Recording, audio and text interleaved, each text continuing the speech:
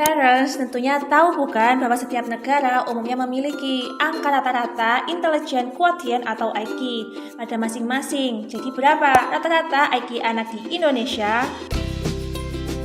Menurut data dari World Population Review 2022 menunjukkan bahwa nilai rata-rata IQ orang Indonesia hanya sekitar 78,49%. Di Asia Tenggara, Indonesia menempati posisi ke-9 dengan IQ tertinggi ditempati oleh Singapura 104,75, Vietnam 11,14, dan Malaysia dengan 99,07%. Sebelum kita lanjutkan, tentunya Mama harus tahu apa itu IQ atau Intelligence Quotient.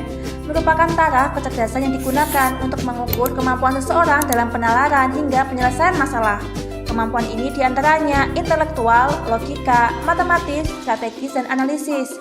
Pengukuran IQ dapat dilakukan dengan tes IQ sesuai dengan kelompok usia tertentu. Lantas, faktor apa yang menyebabkan tingkat IQ tergolong rendah? Pertama, sistem pendidikan. Sistem pendidikan yang belum merata, juga sistem pendidikan yang masih terbatas pada hafalan dibanding mengasah kemampuan pemecahan masalah. Kedua, permasalahan gizi dan stunting. Menurut survei Status Gizi Indonesia atau SSGI 2022, stunting di Indonesia mencapai 21,6%. Stunting akan menghambat pertumbuhan otak anak. Apalagi stunting merupakan kondisi yang tidak bisa diatasi dengan cepat. Diperlukan intervensi gizi bahkan sejak kehamilan dari seorang ibu. Ketiga, budaya malas membaca yang masih mengakar. Orang Indonesia seringkali menyimpulkan sesuatu sehingga tidak paham konteks bacaan yang dimaksud, membuat malas membaca menjadikan penduduk IQ Indonesia menjadi rendah. Terakhir, kurangnya edukasi menjadi parents. Indonesia suka buru-buru punya anak setelah menikah, padahal memiliki anak selain persiapan fisik, ekonomi, dan mental diperlukan belajar ilmu nutrisi dan ilmu menstimulasi anak dengan tepat. Karena perkembangan otak anak paling pesat di usia 5 tahun pertama kehidupan atau masa golden age. Bahkan menurut dari statement Dr. Mesti Artoidijo, otak anak akan berkembang di usia 0 hingga 5 tahun.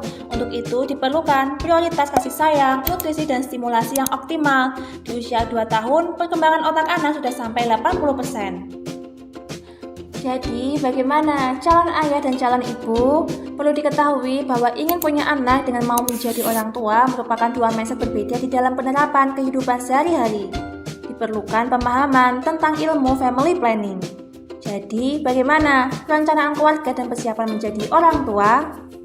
Pertama, jangan lewatkan quality time. Quality time seringkali terabaikan oleh orang tua karena kesibukan mempersiapkan kebutuhan anak. Menyediakan waktu main dengan anak sesuai tahapan usia juga bagian dari tanggung jawab untuk menjadi orang tua yang memberikan stimulasi perkembangan bagi otak anak. Kedua, mempelajari ilmu parenting bersama dengan pasangan. Mendidik anak idealnya dilakukan oleh kedua orang tua. Jangan sampai ibu sibuk mengurus anak, bagaimana anak stimulasi tetapi ayah tidak memberikan kontribusi figur dalam sehari-hari karena sibuk bekerja. Bagi tugas dan kerjasama yang kompak, seorang ibu tentunya mendedikasikan waktu, tenaga, usaha, dan kehadiran fisik untuk 5 tahun pertama anak yang merupakan fondasi otak. Jangan sampai ibu capek mengurus empati dan memikirkan bagaimana menaikkan berat badan anak, tetapi suami atau ayahnya tidak mau ikutan belajar dan berkontribusi untuk mendukung. Terakhir, saling menghargai dan terbuka. Saling menghargai setiap pendapat dan membicarakan masalah untuk mendapatkan jalan keluar. Tetapkan hal yang disepakati sebagai hal yang perlu atau tidak.